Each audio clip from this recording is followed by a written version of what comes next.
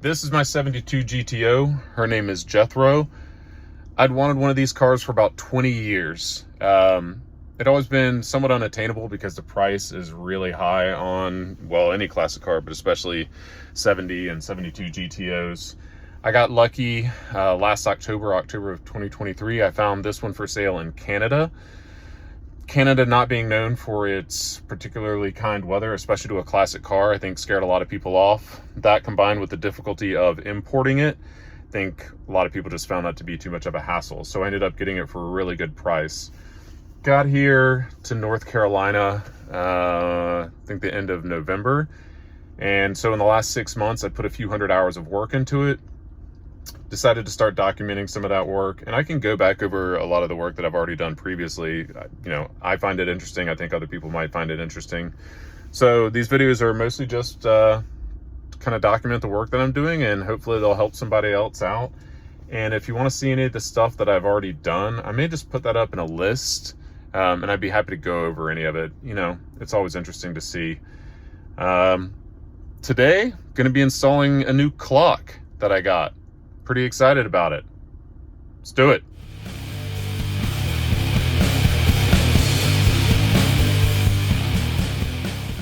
So this is the clock I've ordered. Looks like this. It's quite nice. I believe it's for 69 to 72 Pontiacs. Just pull it out to set it, push it in, and it goes. This is the actual part number. Got it from, it says 69, but I believe that's because 69 through 72 all use the same clock. I got it from OPGI, which is where I get a lot of the parts for the 72. It actually has kind of like a blue back, but it's mostly just aluminum. And what's important is for the 72, the mounting has these two holes in the top, and then the one here on the bottom. Positive terminal on the back with a 12-volt ground, and then it has these two holes. I measured these are 0.6 inches.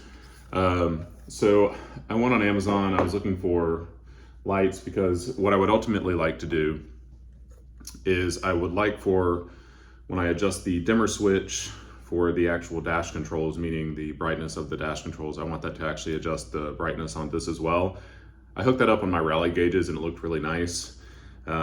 So I'm gonna end up wiring the lights that go on the back that will then be hooked up to that actual dimmer. And I'm not talking about the foot dimmer switch, I'm talking about, when I say dimmer, I mean the actual adjustable dimmer of the dash controls.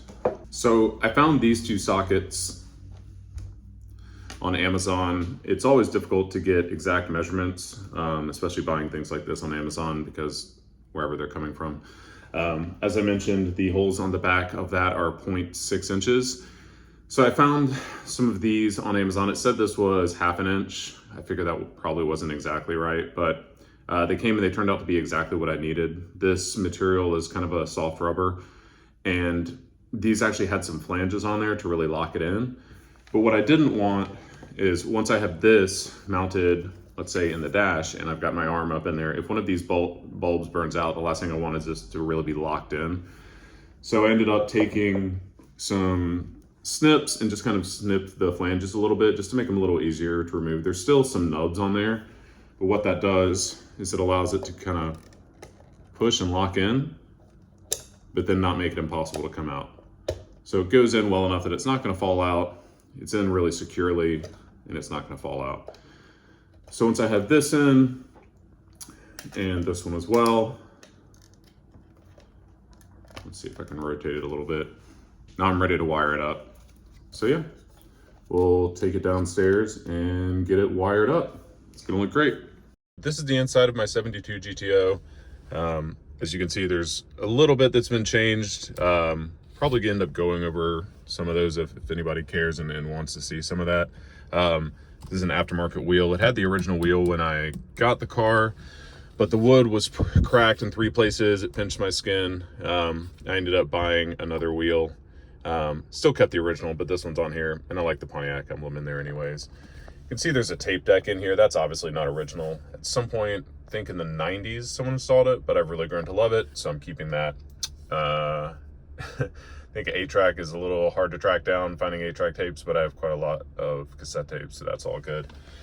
So this beautiful little plate here that looks like something from an 80s arcade game is where I'm gonna end up putting the clock. In order to do that, I'm gonna take off my rally gauges. I'm gonna take off this piece here. I'll probably leave everything else on. It's might be a little tricky to film underneath, but I'll do my best. I try to keep the wires pretty tidy, but it's a pretty tight space.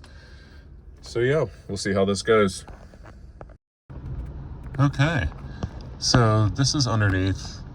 That black plate there, if I can get it to focus, is what we actually have to remove. You'll see they're not screws, they're little bolts. I'm not sure of the size, but that's going to be quite a pain in the ass to get out. See, I definitely can't do it while I'm filming, but I'll do my best. I've ended up not taking off this bottom piece here. I have taken down my rally gauges. I have them resting behind the brake pedal. I also took off the ground strap because that was kind of getting in my way. And if you look up now, we have much better access to that plate. Cigarette lighter there is kind of in the way, but I think I can leave that. So now I just gotta find the correct bolt or the correct socket to fit on that bolt. Plate is out. A little trickier than I wanted it to be, but not terrible. Turned out to be a 5/16 bolt. It's actually a screw with a hex head. There's one up there, one down here. I dropped one of the screws down inside, and I'll show you this tool I use, which I really love. It's become extremely helpful for getting these things out. Right, so as I mentioned, this tool that's been extremely useful for helping me out is this endoscopy. Got it on Amazon. It's incredibly useful. Just plugs right into the iPhone. Using this, I was able to go down into the hole and then look on my phone and I could see where I dropped the screw. Great for looking in your engine or anything like that, but also great for finding lost screws. Just realized I said endoscopy. I mean endoscope, not the procedure itself. Okay, so these were the screws that were holding this plate on. I ended up using this 5/16 little tiny wrench to get one of them off because I'm right-handed and I couldn't get in there very well. Otherwise, I just used a 5/16 socket and drove them out with my hand. Next, I'm going to hook up the wiring. We'll make sure that the clock works. We'll do that down here on the floorboard. Make sure everything looks good, and then we'll put it in the dash. One of the things I mentioned earlier was I definitely want to be able to control the brightness of this using the dimmer on the dash. So I'm going to hook these up. This is 16 gauge wire. We'll just hook these up with a simple wire nut. Got my positives hooked up. And do the same with the grounds. Now, before we actually get to the wiring, I do want to show one neat little thing that I ended up doing. So this fuse right here, I believe it's a 4-amp fuse, and this is for the lights on the dash. And a lot of these fuses have an extra blade here. You know, there would be a blade sticking out here, for instance, this one. But this one doesn't have a blade, which means I couldn't put a female connector on there and hook the dimming of my new clock onto there. So what I've done is I've tapped onto the fuse. And you can do that with these lovely little pieces here. Really a lifesaver. So basically you put the tap on the fuse, and then when the fuse goes into the fuse box, you have a nice little blade sticking out. I think it's 5/16, and then you can put your 5/16 female connector on there and you can tap into it and it'll work just the same as the others. Pretty cool. Well, fuck me. As you can see, things got a little messier than anticipated. Ended up dropping the steering column because I needed to get my hand back up in here. Bright side, clock is in. Looks pretty good. Ended up just screwing in the screw up here with my right hand, going in here with my left, and then getting underneath and going up in that way and tightening with a tiny little wrench. Wasn't the cleanest job, but better than taking out the entire dash, I suppose. It's in. Just in case you've never dropped your steering column, this is how you do it. It's pretty simple. See, there's a bolt there, and there's a bolt there. And the steering column literally just rises up and sits on it, or rises up and those little pieces slide in, and then you attach the bolts. It's quite convenient if you really need to get in here and do some dash work. I replaced the relay back here. I think it was the horn relay, and I really had to get in there, and that really helped a lot. These are the 2 bolts. I hand tighten these in the beginning just to get it on there. Make sure all your connections are still there. You want to make sure you haven't pulled anything apart. This is your main wiring harness for the dash and for your steering column. And then I'm gonna tighten them with a, I think it's 9/16. Tightening up the steering column. Let's see if I can find this bolt. Excuse me, this nut.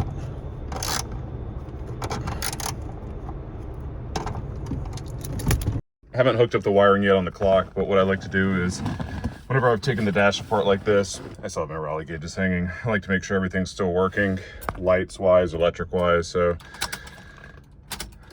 turn it on. Let's see. I don't know if I can see it with the, I will turn off the flash. All right, now the light's off.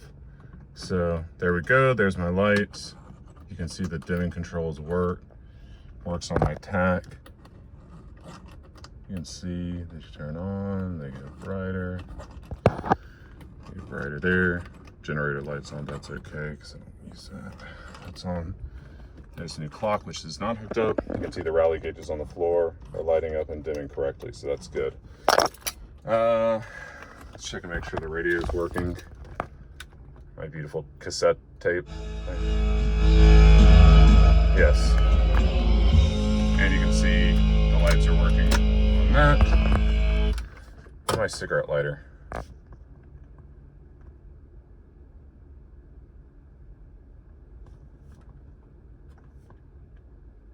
Pull it out before it's done. Working, excellent. Need to take up smoking again. And then horn. There she goes. Let's check out the rally gauges. Lights on. Dimming works. Overhead light works.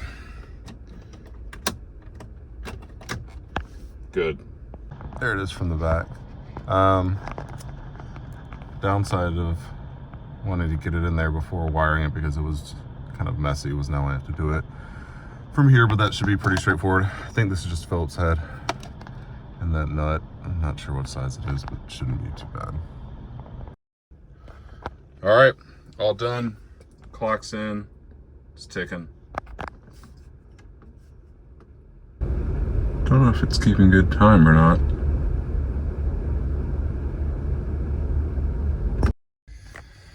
Good and bad news. Clock is in. I was really excited. The dimmers were working. And now it appears like it doesn't keep great time, which is obviously infuriating. I don't know. I'm a little upset about it. Trying not to think too much about it, especially after spending 5 hours getting everything installed. Looks nice. So yeah, as you can see, second hand ticks well. Minute hand seems to be losing time. Sometimes it'll keep time, sometimes it won't, which isn't because it's not always receiving power. It is always receiving power. You can see there's no key in the ignition right now and it's receiving power, but the minute hand doesn't seem to be in sync. So, God, I really don't want to take this out and mess with the clock itself. Don't think I can return it because it's been more than 3 days. Anyways, success/failure. I took the clock out. Turned out to be a lot easier this time because I've been in there so much. Shipped it back. Still waiting on a refund for that. There's one other supplier that I use that actually had the same clock, last one, and it arrived. This time, I'm gonna test that the fucking thing works. So I hooked up this lovely little 12 volt situation, and I'm gonna let the clock run for a while and make sure that it's good before installing it.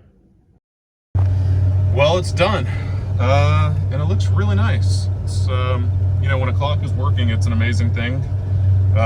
Really proud and happy about the color of the lights, and as you can see, it's hooked up to the dimmer. The other gauges are hooked up too. You know, it took about 5 hours, I think, to get the first clock installed, and I was so despondent when I had to take it out. I didn't think I would want to do it again. but after doing it so many times and becoming quite familiar with it, this time it only took me about an hour to get the plate off, get it back in. Now granted, I'd already crimped the wires and the connectors. Yeah, it looks great.